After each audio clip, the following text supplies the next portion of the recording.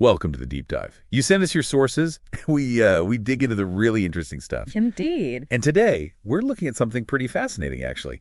It's this connection between Nikola Tesla, his famous interest in the numbers 3, 6, and 9, and, well, how a composer might actually use those numbers. Right. It's a bit of a thought experiment. We've got this article that lays out some pretty practical ways someone could weave these numbers into music, thinking about rhythm, melody, harmony, even lyrics. Okay, so the mission for this deep dive is kind of figuring out how a composer could take 3, 6, and 9, not just as like a quirky fact, but as real creative tools, like generative constraints, you could call them. Exactly. How these numbers might shape the music, give it structure, and maybe even, make it feel evocative in a particular way. Interesting. Okay, let's unpack this. Where should we start? Rhythm seems like a natural place. How could 3, 6, and 9 affect the actual beat? Well, the article points out some really direct links, like starting with 3. It suggests using 3-beat pulses. Think 34 time. The waltz time. 1, 2, 3. 1, 2, 3. Exactly that. Or maybe 3-8, which is simile but can feel a bit quicker. These immediately set up a kind of rhythmic base using 3. Good for ostinatos, those repeating patterns, or, a basic drum groove. Right, a clear, steady pulse of 3. Okay, so then how does 6 change things? Does it just feel like 2 3s? Sort of, but it often creates a different feel. The article mentions 68 times specifically. You can think of it as 2 groups of 3 quick notes, yeah. But it tends to give this more rolling or lilting feel. Rolling, like a gentle back and forth. Kind of. They're usually little natural accents, like on the first beat and the fourth beat within that group of 6. So it flows differently than a straight 3-4. Okay, I can hear that. Now 9. 9 feels a bit less common, maybe a bit more complex. It can be, yeah. And that's where it gets interesting. The article talks about using 98 time, or even these things called additive meters. Additive meters. Like maybe breaking the 9 beats down into groups like 2 plus 2 plus 2 plus 3, so it doesn't feel perfectly symmetrical all the way through. So it's got a slightly off-kilter feel. A little bit, yeah. It creates this slight asymmetry, but the key thing is that the whole pattern cycles around and resolves every 9 beats. So you get this buildup of slight tension, and then it kind of lands again. Interesting. That cycle of tension and release within the 9 beats, and this isn't just about the time signature, right? It applies to bigger chunks of music, too. Definitely. The article mentions using phrase lengths based on these numbers. So you could have a musical idea that lasts for 3 bars. Like a short musical question. Exactly. And then follow it with a 3-bar answer, put those together, and you've got a 6-bar section. Makes sense. Or you could extend that whole idea out to 9 bars for a more complete musical statement. It helps give the piece a sense of proportion, structure. So the whole rhythmic skeleton can be built using 3, 6, and 9. Okay, let's shift to the notes themselves, the melody. How do you bake these numbers into the tune? Well, the article suggests starting small with like a 3-note motif, a little melodic cell. Just 3 notes. Yeah, the example given is simple. C, E, G, that's your basic building block. And then you can do things with it. Repeat it higher or lower, that's called sequencing. Okay. Or you could flip it upside down inversion. If it went up C, E, G, maybe it comes down G, E, C later. So that little 3-note seed generates more ideas. How do you get to 6 notes then? Couple of ways suggested. You could take that 3-note cell and kind of shift it, maybe play a similar pattern starting on a different note, like CEG could become DFA. It expands the idea. Still feels related, but bigger. Exactly. Or you could add what they call passing tones, little notes that connect the main notes of your 3-note cell. Makes it smoother, fills it out into a 6-note line. Ah, like connecting the dots. Pretty much, like adding the connecting tissue, yeah. Okay. And then the big one, the 9-note theme, what's the goal there? The idea seems to be creating a melody that feels more complete, like a full musical thought or a journey. The article talks about maybe using 9 different scale steps. So spanning a wider range. Yeah, maybe moving mostly upwards or downwards, or maybe up and then down within those 9 notes. The aim is to get a sense of like arrival or completion by the end of that 9-note phrase. Yeah, complete melodic statement in 9 steps. And there was something about repetition and variation too, wasn't there? Linking back to the numbers. Yes, this was quite neat. It suggests a way to build intensity. You could say, repeat your basic 3-note idea 3 times to really hammer it home. Okay, drill it in. Then maybe combine 2 different 3-note ideas to make a 6-note phrase. and finally build up to a 9-note phrase as the kind of culmination, maybe adding more complexity before it resolves. So the melody grows and develops following that 3-6-9 pattern. Very structured. Very structured, yeah. All right, so we've got rhythm, we've got melody. What about the harmony?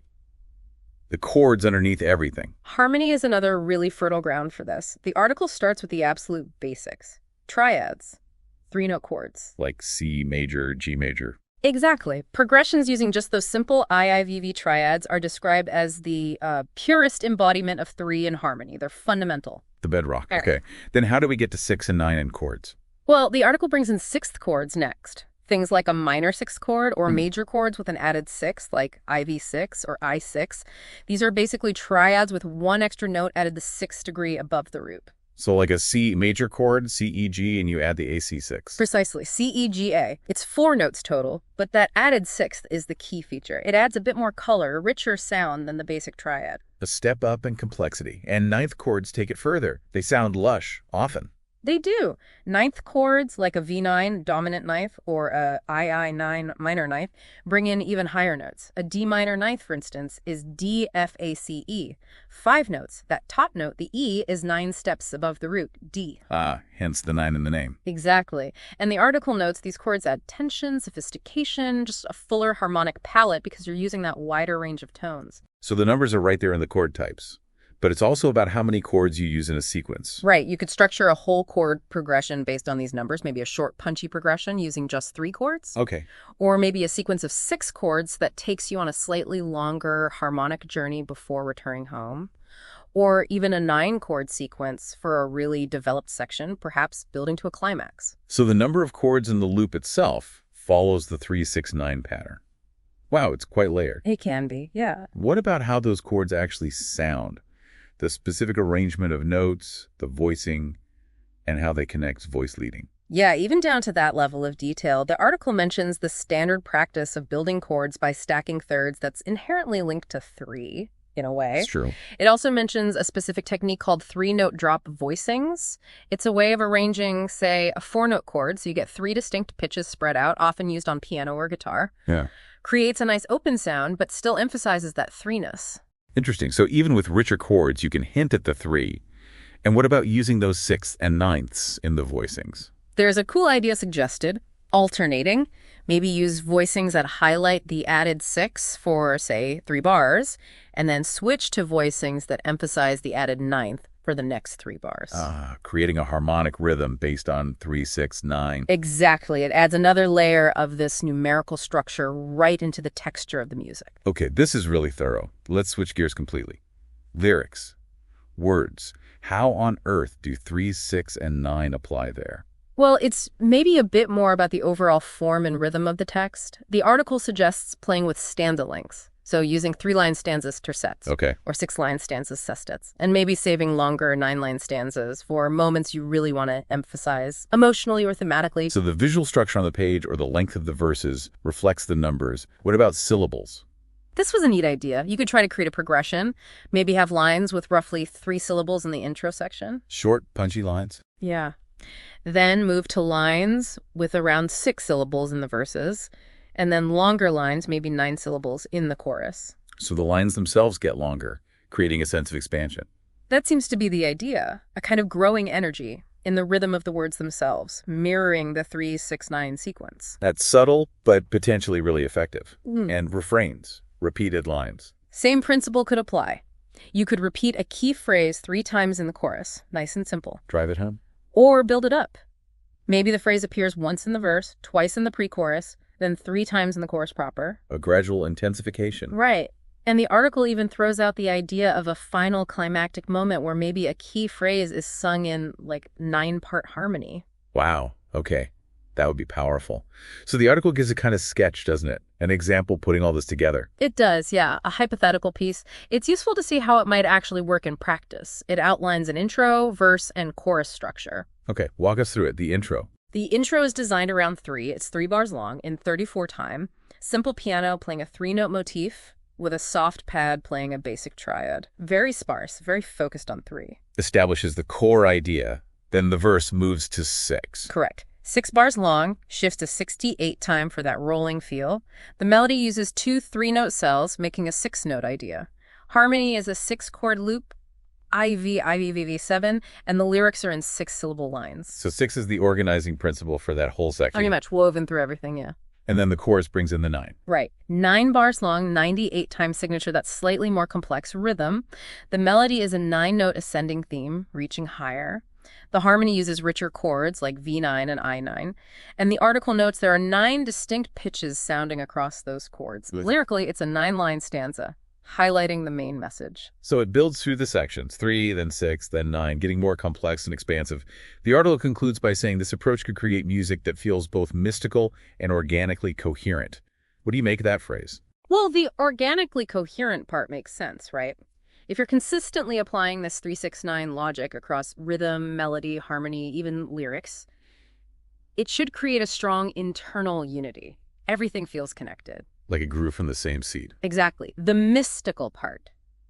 That probably taps into Tesla's own views about these numbers having some deeper cosmic significance. Whether a listener feels that is subjective, but the underlying structure is certainly there. It definitely provides a strong, if hidden, framework. So summing up this deep dive, what's the big takeaway from the article? I think the main point is that this fascination of Tesla's with 3, 6, and 9 isn't just trivia. It can actually be translated into a concrete, structured method for composing music.